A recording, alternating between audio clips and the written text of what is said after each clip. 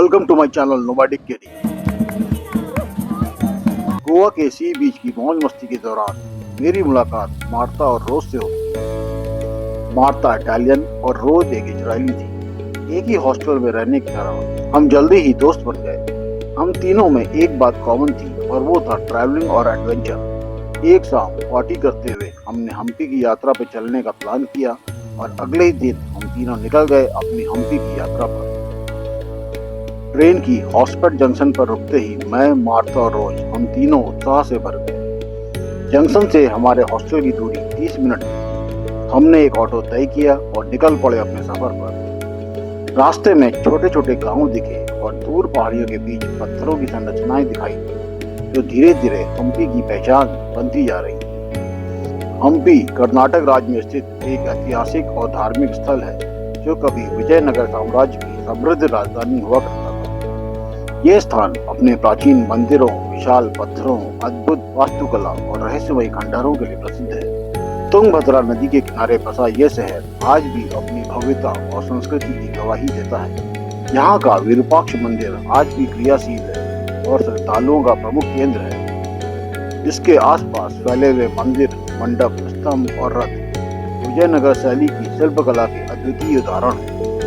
हेमकुंड पर्वत, पतंग पहाड़ी और अंजनाद्री हिल ऐसे स्थल न केवल दर्शनीय हैं बल्कि सूर्यास्त और सूर्योदय के समय आत्मा को छू लेने वाले अनुभव प्रदान करते हैं। जैसे ही हम हम्पी पहुंचे वो पल किसी टाइम ट्रेवल से कम नहीं था।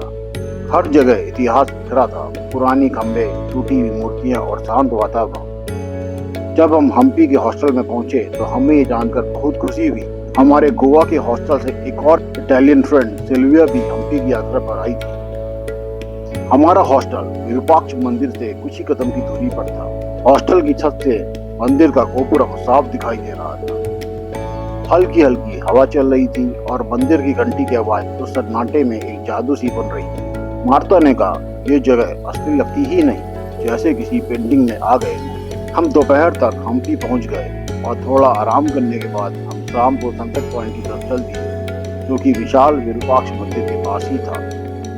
हेमकुटा हिल सनसेट पॉइंट के लिए एक आदर्श स्थान है जो मंदिर के ठीक पीछे स्थित है। हेमकुटा हिल पर चढ़ाई धीमी लेकिन मंत्रमुग्ध करने वाली। हमारे आसपास सदियों पुराने मंदिर, बहते मंडप चट्टान से ऐसे उभरे जैसे रहस्य धीरे धीरे खुल रहे हैं। मार्ता और रोज फोटोग्राफी करने में व्यस्त हो गई।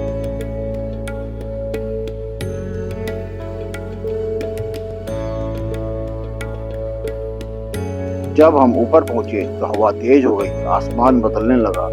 हल्का नीला रंग सोने में बदल गया। हम एक विशाल चट्टान पर बैठकर सूरज को क्षितिज में ढलते हुए देख रहे थे। पूरा परिदृश्य जादुई हो गया। तुंगभद्रा दूर से चमक रही थी और नीचे बिखरे खंडहर अंगारों की तरह चमक रहे थे।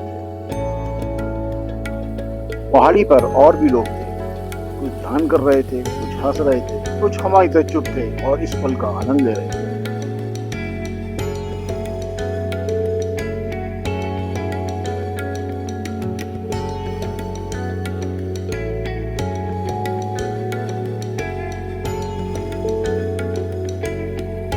जैसे ही सूरज की आखिरी किरणें गायब हुई, रोज ने फुसफुसाते हुए कहा, मुझे लगता है कि शांति का एहसास इसी तरह होता है।